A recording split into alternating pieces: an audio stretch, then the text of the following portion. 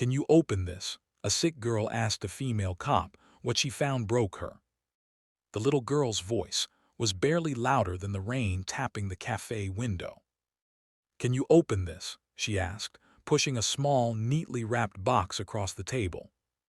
Officer Alina Morales had learned to read rooms in a heartbeat, raised voices, clenched fists, the sharp smell of fear.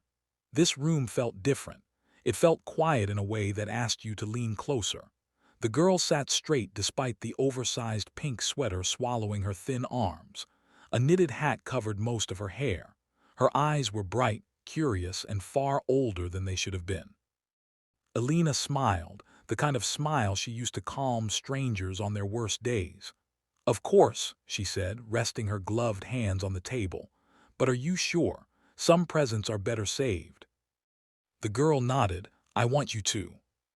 They had met only minutes earlier. Alina had ducked into the cafe to warm up after a long, wet shift when she noticed the child sitting alone, carefully stirring a mug of hot chocolate she wasn't drinking. A staff member whispered that the girl was waiting for her mom, who was in the hospital across the street. Alina had offered company, expecting a brief, polite conversation. She hadn't expected this. The box was small and light, wrapped in navy paper dotted with tiny stars. Alina loosened the ribbon, suddenly unsure why her hands felt heavy. When she lifted the lid, she saw a folded note on top and something metallic beneath it. She read the note first. "Dear Officer, my mom says police officers help people when they're scared. I'm scared a lot. I'm sick, but I'm trying to be brave. I wanted you to have this so you remember me when you help other kids." Alina's breath caught. She looked up. The girl watched her carefully, as if measuring whether this gift had landed where it was meant to. Under the note lay a thin silver bracelet, simple, worn, a medical alert tag hung from it. Alina turned it over. Engraved on the back were the words, "For my hero." "I used to wear it," the girl said softly, "but I want you to have it now." Alina closed the box, not trusting her voice. In 14 years on the force, she had been thanked, cursed, hugged, blamed. She had never been given something that felt like a piece of someone's courage. "What's your name?" she asked. "Lily," the girl said. "I'm 8, well, almost 9. Alina nodded, steadying herself. "It's nice to meet you, Lily. I'm Alina." They talked then about small things, Lily's favorite cartoons, the dog she wished she had, the snow she hoped would come early this year. Lily spoke plainly about her illness, the hospital rooms, the needles. Not with fear, but with a quiet acceptance that broke Alina more than tears ever could. When Lily's mother finally arrived, pale and apologetic, Alina stood to leave. She pressed the box gently back toward Lily. "I can't take this," she said. "It's too important." Lily shook her head. "That's why you should." Outside, the rain had softened to a mist.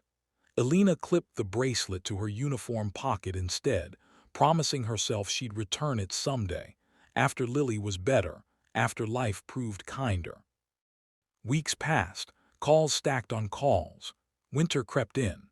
The bracelet stayed with Alina, a small weight that reminded her to kneel when she spoke to kids, to slow her voice, to listen longer. On the hardest nights, she touched it and remembered Lily's eyes, steady, hopeful.